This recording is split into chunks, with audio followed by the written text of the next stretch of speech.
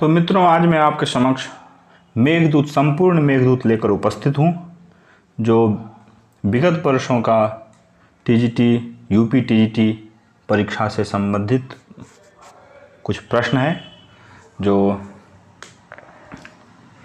Question और answer, उसका कोई ऑप्शन नहीं, डायरेक्ट क्वेश्चन और आंसर मैं करूँगा और आप लोग इसको ध्यान से देखेंगे, ध्यान से सुनेंगे, क्योंकि समय और बहुत कम है। 7/8/2021 को एग्ज़ाम होने वाला है, तो 4 से 5 दिन में आप जो पढ़ रहे हैं वो पढ़िए, लेकिन इस वीडियो को भी ज़रूर देखिए, सुनिए, देखिए, सुनिए, समझिए, तो कुछ ना कुछ फ़ायदा तो ज़रूर मिलेगा। चलिए, तो आगे चलें हम लोग प्रश्न की तरफ। तो सर्वप्रथम प्रश्न है, मेघदूत के प्रारंभ में निम्न में से किस प्रकार का मंगलाचरण किया गया है? तो वस्तु निर्देशात्मक मंगलाचरण किया गया है। चलिए नेक्स्ट में, मेघदूत के रचयिता कौन है? तो मेघदूत का रचयिता है कालिदास, इसमें तो कोई शंका नहीं। नेक्स्ट में, मेघदूत की किस विधा की रचना है? तो मेघदूत गीति काव्य है। नेक्स्ट, फटाफट मैं प्रश्न करूंगा। मेघदूत है खंड काव्य है। नेक्स्ट में, मेघदूतम को संस्कृत साहित्य में एक नवीन काव्य प्रकार की उद्भावना का श्रेय प्राप्त है, जो इस नाम से विख्यात है। संदेश काव्य। संदेश काव्य देखिए बहुत महत्वपूर्ण, 2011 में यह टीजीटी प्रश्न एग्जाम परीक्षा में पूछा गया है। नेक्स्ट में, मेघदूत किस विधा का काव्य है? तो फिर रिपीट हो गया, खंड काव्य है। खंड काव्य है, कौन है खंड काव्य? तो मेघदूत है खंड काव्य। नेक्स्ट में, ये सब पूछा गया है, यह टीजीटी 2009 में प्रश्न किया गया है। मेघदूतम किस प्रकार की रचना है? तो मेघदूतम खंड काव्य है, यह 2000 ईस्वी में पूछा गया है। मेघदूतम की कथा वस्तु विभक्त है, किसमें? तो उपखंडों में। उसके बाद मेघदूतम काव्य कितने भागों में विभक्त हैं? तो मेघदूतम 2 भाग में विभक्त है। नेक्स्ट में चलेंगे हम लोग कि यक्ष ने मेघ को किस मास के प्रथम दिवस को देखा था? तो आषाढ़, कहते हैं ना, आषाढ़स्य प्रथम दिवसे, आषाढ़स्य प्रथम दिवसे मेघमाश्लिष्टशानुं वप्रक्रीडा परिणत गज प्रेक्षणीयं ददर्श। तो यही है, टीजीटी परीक्षा 2009 में पूछा गया है। नेक्स्ट में, कंठाश्लेष प्रणयिनी जने किम पुनर्दुरसंस्थे, इसमें जन शब्द किसका बोधक है? तो जन शब्द यक्ष शब्द का बोधक है। जन शब्द इसमें यक्ष का बोधक शब्द है। चलिए फिर नेक्स्ट में चलेंगे हम लोग, कह रहा है कि कंठाश्लेष प्रणयिनी जने, इसमें जन शब्द से किसकी ओर संकेत है? तो जन शब्द यहां पर में यक्ष शब्द से, फिर से रिपीट कर दिया गया, फिर से कंठाश्लेष प्रणयिनी जने किम पुनर्दुरसंस्थे, इनमें जन शब्द का क्या है? तो जन शब्द फिर से देख लीजिए, बार बार रिपीट किया जा रहा है। तो यक्ष को, जन किसको कहा गया है? तो यक्ष को ध्यान रखिएगा, बार बार पूछा गया है। फिर जीमुतेन स्वकुशलमयीं हारयिष्यन्नुप्रवृत्तिं, प्रस्तुत श्लोकांश में जीमुतेन का अभिप्राय क्या है? तो जीमुतेन का क्या अभिप्राय है? यहां पर में मेघ है, यहां पर में जीमुतेन का अभिप्राय। चलिए, मेघदूत में धूमत ज्योति ही सलिल मरुताम सन्निपात है, क्या है? तो यहां पर में मेघ को ही कहा गया है। मेघदूत में मेघ को कितने पदार्थों का सम्मिश्रण कहा गया है? सम्मिश्रण कहा गया है। तो यहां 4 पदार्थों का सम्मिश्रण मेघदूत में मेघ को कहा गया है। नेक्स्ट में, प्रकृति कृपणा चेतना चेतनेषु क्या होता है? तो कामार्ता, क्या है? कामार्ता प्रकृति कृपणा चेतना चेतनेषु। नेक्स्ट चलेंगे, मेघदूत में चेतन और अचेतन में भेद कौन नहीं समझ पाते? मेघदूत में कौन नहीं समझ पाते?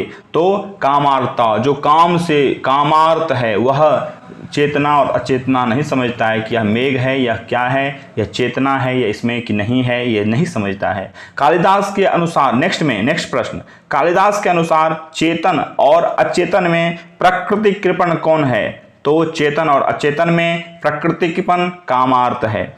नेक्स्ट में चलेंगे, निम्नलिखित में कौन सी सूक्ति मेघदूत से संबंध नहीं है?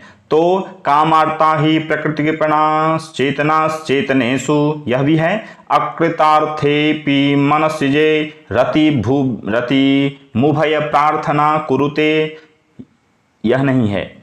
याच्यां मेघा मोघा वरमधिकुणे नाधमे लब्ध कामा स्त्रीणामाद्यम प्रणयन वचनम विप्रमो हि प्रमेदेषु, यह सब है, लेकिन यह 2 नंबर नहीं है। अकृतार्थेपि मनसिजे रति मुख मुभय प्रार्थना कुरुते, यह मेघदूत का नहीं है। चलिए नेक्स्ट में चलेंगे, रिक्तः सर्वो भवति हि लघु पूर्णता गौरवाय, यह श्लोकांश उद्धृत किससे है? तो मेघदूत से उद्धृत है। मेघदूत में यह उद्धृत किया गया है श्लोक। यह पूर्व में 20वां श्लोक में है। नेक्स्ट क्वेश्चन में चलेंगे, कहा कि रिक्तः सर्वो भवति लघु पूर्णता गौरवाय, यह प्रस्तुत सूक्ति किस ग्रंथ से उद्धृत है? तो मेघदूत से उद्धृत है। यह प्रस्तुत जो है सो मेघदूत से उद्धृत है। नेक्स्ट में रिक्तः सर्वो, चलिए हो गया ये। सबसे अधिक लघु हल्का कौन होता है? तो रिक्त जो है सो सबसे अधिक लघु होता है। नेक्स्ट में स्त्री नाम आद्यम प्रणय वचनम विभ्रमो ही प्रियेषु, यह सूक्ति किस ग्रंथ से है? तो यह मेघदूत से लिया गया है। चलिए मेघदूत में 29वें श्लोक, पूर्व मेघ का 29वां श्लोक। फिर चलेंगे मेघदूत में मेघ के मार्ग में निम्नलिखित में से क्या नहीं है? तो अयोध्या नहीं है, बल्कि क्या क्या है? नर्मदा नदी है, उज्जैनी है, विदिशा है, लेकिन अयोध्या नहीं है। चलिए मेघदूत में यक्ष वक्रः पंथा यद्यपि भवतः आदि कहकर मेघ से किस नगरी में जाने का अनुरोध करता है? वक्रः पंथा यद्यपि भवतः, यह कहकर किस में जाने का, मतलब नगरी में जाने का आदेश देता है मेघ को? तो उज्जैनी, मेघ से उज्जैनी नगरी में जाने का अनुरोध करता है। चलिए अब कह रहा है कि वक्रः पंथा यद्यपि इत्यनेन का नगरी आज्ञा भवति, तो यहां पर में उज्जैन में कहता है कि आप जाइए। फिर से नेक्स्ट में इत्याख्याते पवन तनयम मैथिली वोन्मुखी सा से तात्पर्य है क्या? सा से तात्पर्य है यक्षिणी।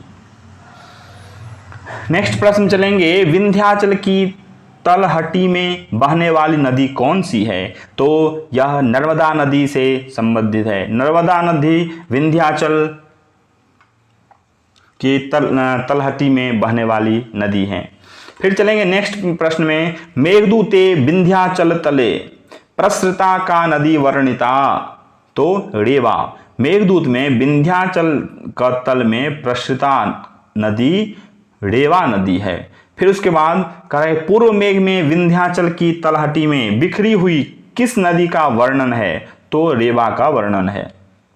उज्जैनी में स्थित शिवलिंग का क्या नाम है? तो महाकाल। महाकाल कहाँ है? तो उज्जैनी में स्थित शिवलिंग महाकाल के नाम से प्रसिद्ध हैं। चलिए अब चलेंगे नेक्स्ट में, कह रहा है कि मेघदूत में वर्णित पुष्करा वर्तक कहाँ है? तो मेघों का कुल है। मेघदूत में वर्णित पुष्करा वर्तक है मेघों का कुल। नेक्स्ट प्रश्न चलेंगे, राजहंस कहाँ जाने को उत्सुक होते हैं? तो राजहंस मानसरोवर जाने को उत्सुक होते हैं। चलें आगे चलिए मेघदूत के कथानक का मूल स्रोत है। मेघदूत का कथानक का मूल स्रोत क्या है? तो यहां पर में कवि कल्पित है। यक्ष की पत्नी कहाँ रहती थी? यक्ष की पत्नी कहाँ रहती थी? तो यक्ष की पत्नी अलकापुरी में रहती थी। विरहिणी यक्षिणी कहाँ निवास कर रही थी? तो विरहिणी यक्षिणी कहाँ निवास कर रही थी? तो विरहिणी यक्षिणी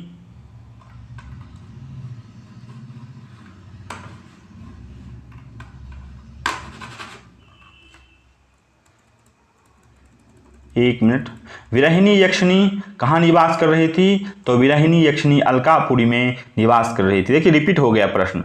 उसके बाद कह रहा है कि यक्ष के विरह का विस्तार, यक्ष के विरह का विस्तार कितना समय बीत चुका था?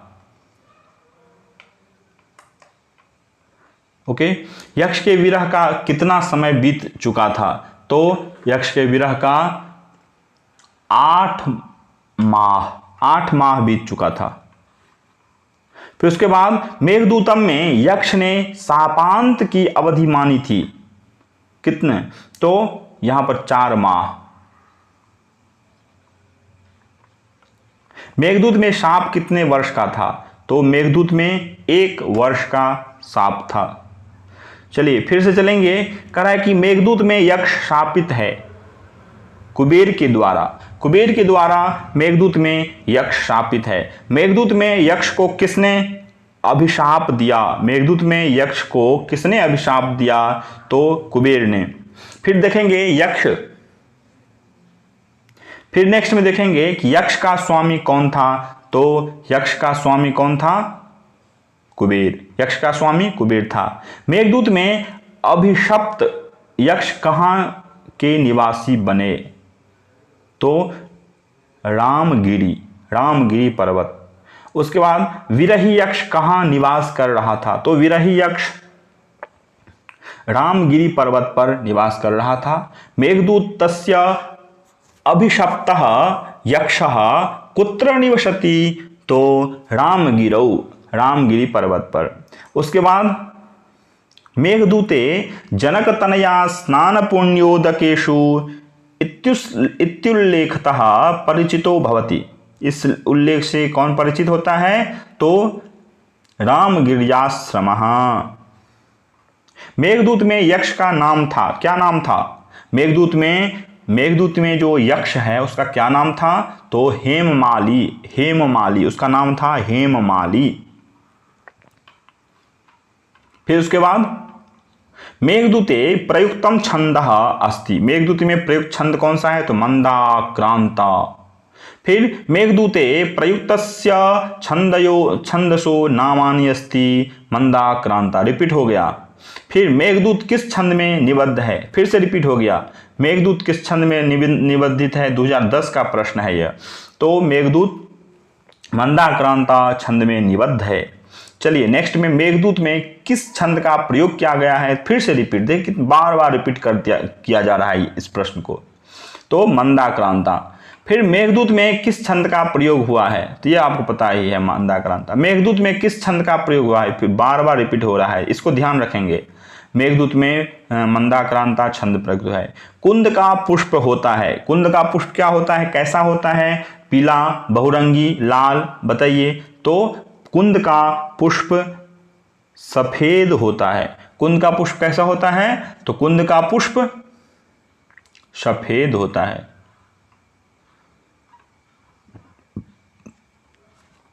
शूली का अर्थ है, शूली का अर्थ क्या है? शूली का अर्थ शिव है। शूली अर्थात त्रिशूली, शूली का अर्थ है शिव।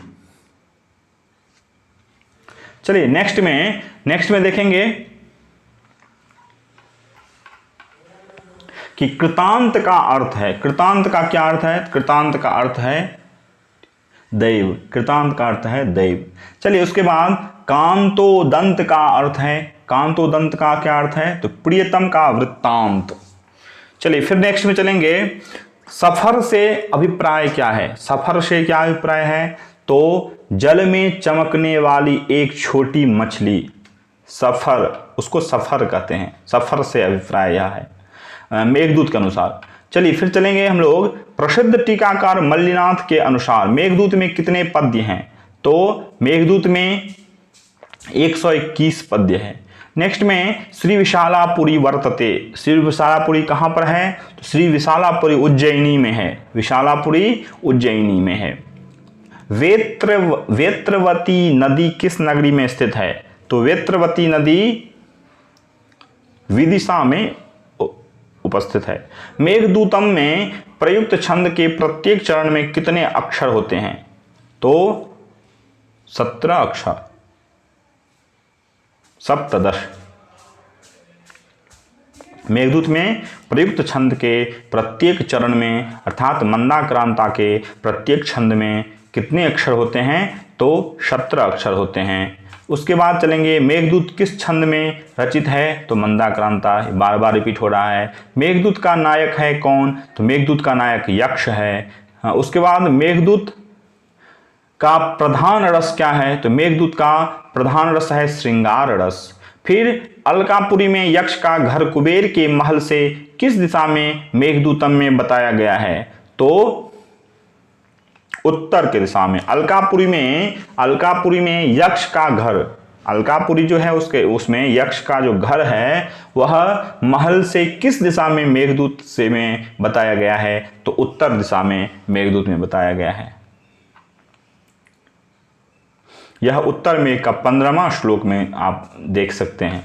चलिए, कुबेर द्वारा यक्ष के शाप दिए जाने पर वह किस पर्वत पर जाकर रहने लगा? तो रामगिरी पर्वत पर जाकर के रहने लगा। उसके बाद यक्ष का प्रवास किस पर्वत पर था? फिर वही बात, रामगिरी। यह टीजीटी 9 का है प्रश्न। मेघदूत में अभिशप्त यक्ष कहाँ रहता था? मेघदूत में अभिशप्त यक्ष कहाँ रहता था? तो मेघदूत में अभिशप्त यक्ष रामगिरी पर रहता था। फिर नेक्स्ट में देखेंगे, नेक्स्ट में कह रहा है कि यक्ष को शाप दिया है। यक्ष को किसने शाप दिया? तो यक्ष को कुबेर ने शाप दिया। मेघदूत के अनुसार यक्ष के शापांत की तिथि क्या है? तो देवोत्थान एकादशी जो है उस दिन शापांत की तिथि है। चलिए फिर से चलेंगे, मेघदूत में यक्ष के शाप के अवसान का दिन क्या था? तो देव प्रबोधिनी एकादशी। यक्ष के प्रवास की अवधि क्या थी? तो यक्ष की प्रवास की अवधि 1 वर्ष, बस 1 वर्ष की अवधि थी।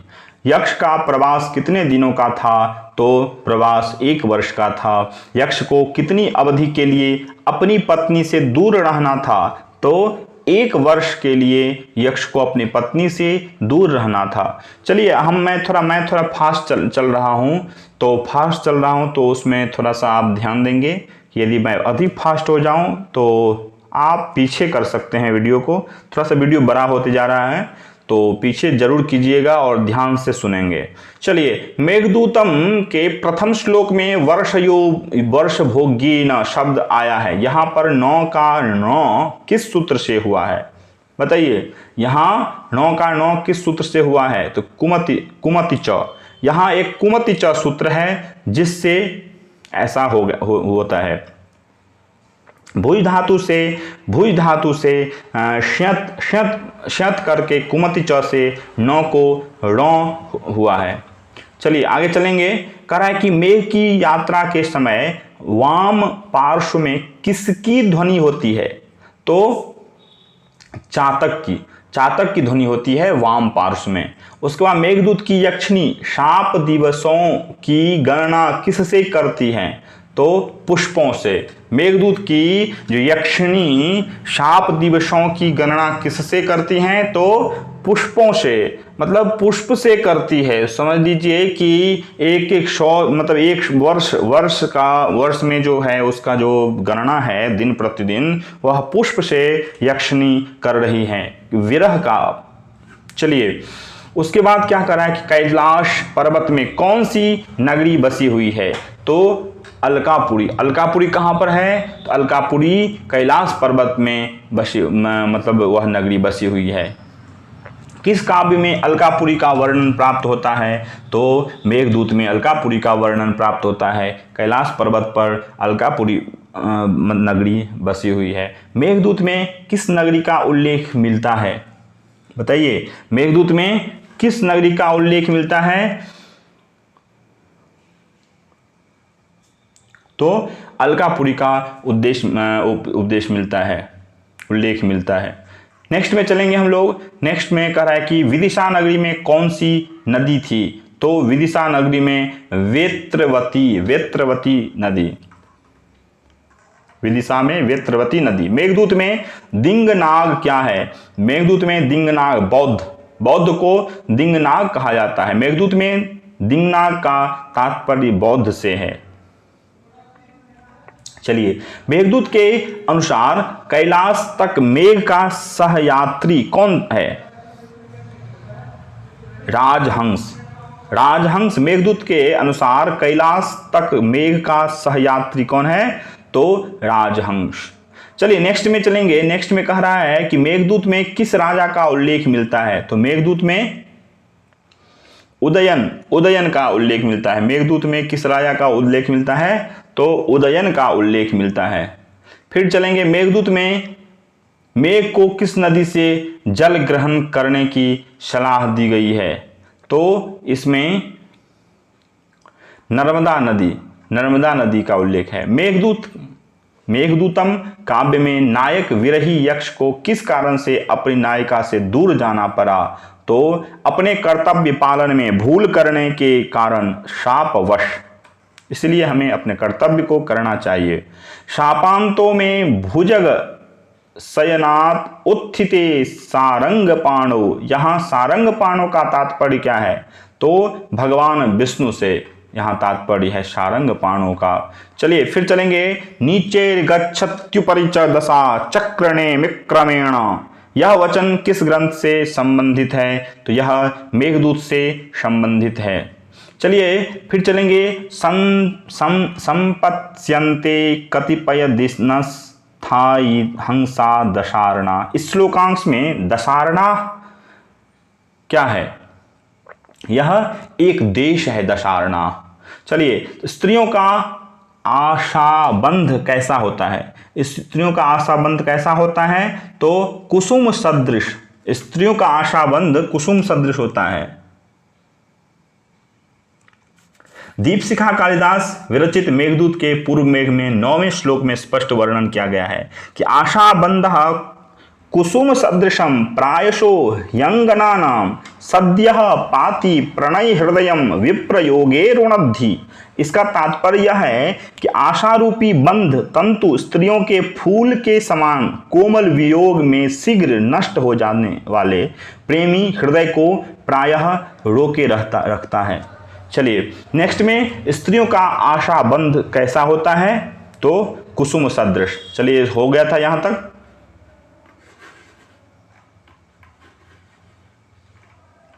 नेक्स्ट में, स्त्रियों का पहला प्रणय वचन क्या होता है?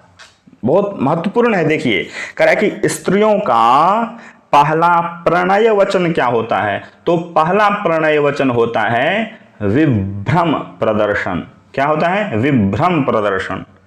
चलिए नेक्स्ट में चलेंगे। कहता है कि प्राप्ते मित्रे भवति विमुखः किम पुनर्यस्तथोच्च। यह श्लोकांश उद्धृत है किससे? तो मेघदूत से। फिर नेक्स्ट में चलेंगे, न क्षुद्रोपि प्रथम सुकृतापेक्षया संश्रयाय प्राप्ते मित्रे भवति विमुखः किम पुनर्यस्तथोच्च।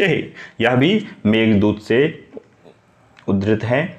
याचा मेघा वरमधिगुणे नाधमे लब्ध कामा। यह पंक्ति कहाँ से उद्धृत है? तो मेघदूत से। देखिए, पंक्ति भी बहुत सारा, मतलब पंक्ति से भी बहुत सारे प्रश्न होते हैं। टीजीटी परीक्षा यहाँ 2004 का प्रश्न है यह। याचा मोघा वरम अधिगुणे नाधमे लब्ध कामा। इस श्लोकांश में अधिगुणे शब्द से किसका संकेत किया गया है? तो यहाँ पर में मेघ का तात्पर्य, मेघ से, अधिगुणे से मेघ का तात्पर्य है। याचा मोघा वरम अधिगुणे नाधमे लब्ध कामा। इसमें अधिगुणे शब्द से किसका बोध होता है? तो यहाँ पर में मेघ से इसका बोध होता है। नेक्स्ट में चलेंगे हम लोग। कालिदास के अनुसार कितने तत्वों की समष्टि से मेघ बनता है? तो चार तत्व से मिलकर मेघ का निर्माण होता है। कालिदास के अनुसार निम्नलिखित में से किससे मेघ का संपर्क नहीं है? तो वृक्ष से, ज्योति से है, सलिल से है, धूम्र से है, लेकिन वृक्ष से नहीं है। चलिए फिर नेक्स्ट में चलेंगे, बस हो गया, लास्ट ही है। धूमत ज्योति सलिल मरुताम सन्निपातः किसके लिए कहा गया है? तो मेघ के लिए। धूमः ज्योति सलिल मरुताम मतलब किन किन चीज़ों से बना है तो उसके बारे में बताया गया है, तो मेघ से संबंधित है। धूमत ज्योति सलिल मरुताम सन्निपातः क्व मेघः। प्रस्तुत श्लोकांश में सन्निपातः का अभिप्राय क्या है? तो सन्निपातः का अभिप्राय है मेघ समूह से, सन्निपातः मेघ समूह से। अब चलेंगे, धूमत ज्योति सलिल मरुताम सन्निपातः भवति। धूमत ज्योति सलिल मरुताम सन्निपातः किम भवति? तो यहाँ पर में मेघ से अभिप्राय है। तस्मिन् नद्रो कतिचिद बला विप्रयुक्तः सकामी। मेघदूत की इस पंक्ति के आगे की पंक्ति कौन सी है? तो इसकी आगे पंक्ति है नीत्वा मासान कनक वलय भ्रंश रिक्त प्रकोष्ठः। हाँ आगे चलेंगे, तस्मिन् नद्रो कतिचिद बला विप्रयुक्तः सकामी। यहाँ अद्रौ का तात्पर्य क्या है? तो अद्रौ का तात्पर्य यहाँ पर्वत से है, अद्रौ। चलिए, यक्ष चक्रे जनकतनया, इस श्लोकांश में जनकतनया कौन है? तो जनकतनया यक्ष पत्नी। जनकतनया किसको कहा गया है यहाँ पर में? तो यक्ष की पत्नी को जनकतनया कहा गया है। चलिए उसके बाद चलेंगे, मेघदूत किस श्रेणी का काव्य है? तो मेघदूत दूत काव्य है। मेघदूत रचना साहित्य की किस विधा के अंतर्गत है? तो मेघदूत रचना गीति काव्य से है। चलिए लास्ट ही हो गया है। हाँ, तो मेघदूत का संपूर्ण क्वेश्चन आंसर जो भी विगत वर्ष में पूछा गया है, मैं अपने तरफ से एक भी नहीं किया। जो भी विगत वर्ष का प्रश्न पत्र है, क्वेश्चन आंसर है, वही मैंने किया अभी। तो आप इसको जरूर सुनें, जरूर देखें। बहुत समय नज़दीक हो गया है, 7 तारीख को एग्जाम है, तो आप इसको बार बार 1 बार से 2 बार 3 बार 4 बार जितने बार हो सके आप देख सकते हैं इसको। और देखने के बाद जरूर आप लाभान्वित होंगे। चलिए, तो इसके लिए फिर मैं नेक्स्ट पुस्तक के साथ, नेक्स्ट बुक के साथ फिर मैं उपस्थित रहूँगा। तब तक के लिए धन्यवाद। पुनः मिलामः।